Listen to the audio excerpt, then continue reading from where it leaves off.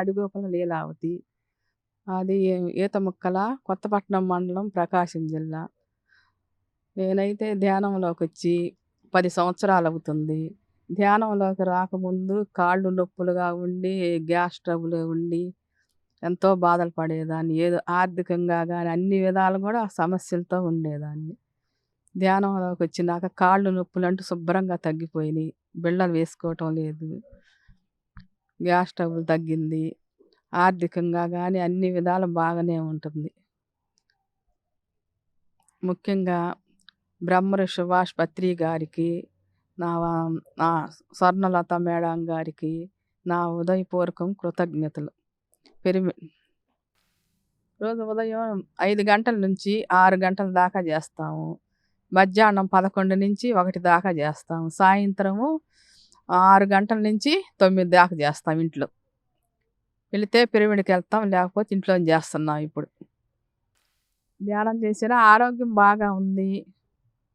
అన్ని విధాలా బాగా ఉంది. కాళ్ళు నొప్పులు తగ్గినియి. ధ్యానం చేయటం వల్ల కాళ్ళు నొప్పులు తగ్గినియి. మనసు కూడా ప్రశాంతంగా ఉంటుంది. ఇంతకుముందు ఎప్పుడూ ఏ విషయం కూడా కోపంగా, ఏదో బాధగా, తెలియని బాధలుగా ఉండేదాన్ని. అటువంటిది ఇప్పుడు ఏ విషయాన్ని కూడా వదిలేస్తున్నా. బాధ అంటూ లేదు. నేను చెయ్యగలను, ఏ పని పట్టుకున్నా చెయ్యగలను అనే ఒక ఆనందం కలుగుతుంది. అట్లా ఉంది ఇప్పుడు ధ్యానంలోకొచ్చాక.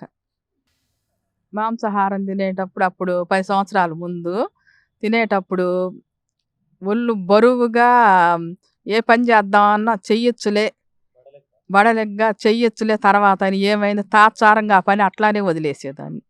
అటువంటిది ఇప్పుడు మాంసాహారం మాని ఈ ధ్యానంలోకొచ్చిన తర్వాత పని ఏ పనైనా చేయగలను, చేస్తాను అని ముందుకెళ్ళడమే.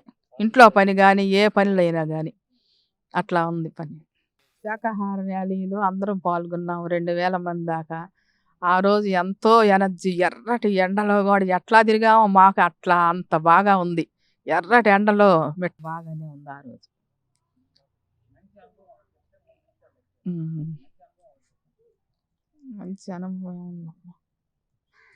ఇప్పుడు ధ్యానంలో ఎప్పుడు కూర్చున్నా తెలియకుండానే నాకు శూన్య స్థితికే ఎళ్ళిపోతాను ఎప్పుడు గూడా. ఎప్పుడు కూర్చున్నా గాని.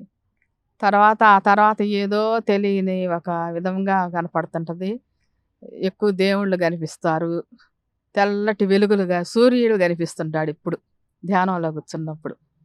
అది. ఇప్పుడు ఎవరినైనా అంతకుముందు ఎవరన్నా ఏదన్నా మాట అన్నా గాని, ఏదో బాధగా వాళ్ళతోటి కోపంగా తగులాడాలి అనుకునేదాన్ని. ఇప్పుడు వాళ్ళేమన్నా సరే నాకెందుకు, మనమేమన్నా అనుకుంటున్నాను నేను. ప్రశాంతంగా ఉన్నాను ధ్యానంలోకొచ్చిన తర్వాత.